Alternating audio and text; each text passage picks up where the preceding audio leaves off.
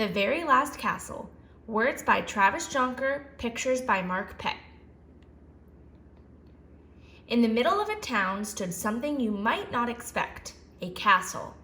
It was in fact the very last castle. There had been others, but over time they had all been taken down, or fallen apart, or been destroyed. All but one. For reasons no one could remember, no one ever came out. And no one was allowed in. Up in the tower, the guard watched the townspeople silently pass by. Then there was Ib.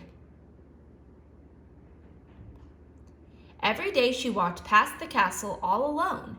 Every day she stopped. She looked up. She saw the lone guard standing stone still. Plunk. Since no one had been inside the castle, the townspeople had ideas about who or what was in there.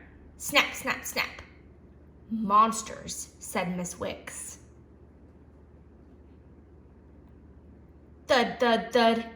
Giants, said Alex.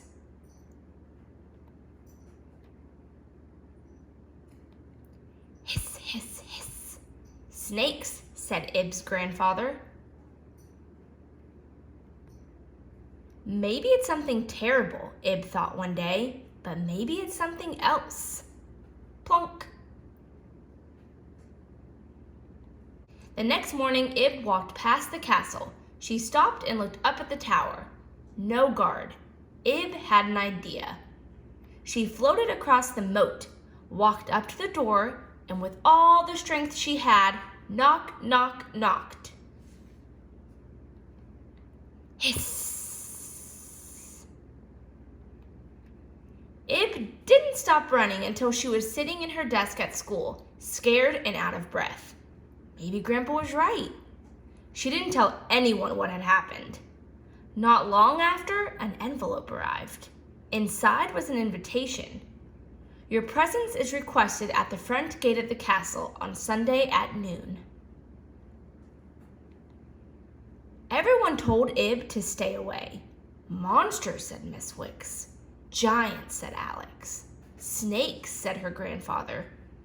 Maybe it's something terrible, Ib thought. Could it be something else? On Sunday, Ib stood all alone outside the front gate. With a loud thunk, the drawbridge began to lower. She trembled. She looked up at the tower. Empty. She took a deep breath.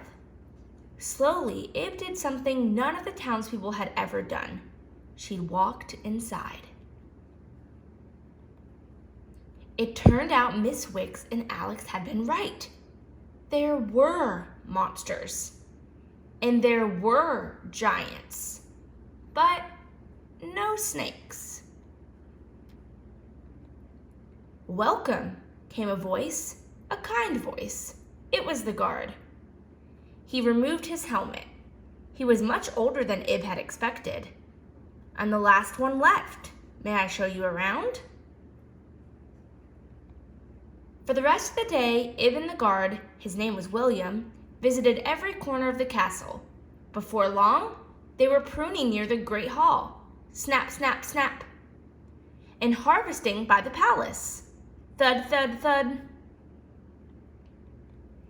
They ended up where they had started. Why now? Asked Ib. All the other castles are gone, answered William. Someday I will be too. I want someone brave to take my place. Someone curious. Will you help me? Ib thought about William, all on his own. She thought about her family and friends outside the castle. She thought, and then she knew. Yes, Ib replied, but I have a request. In the middle of a small town stood the very last castle. Sometimes someone came out. And everyone was welcome in. Hiss. The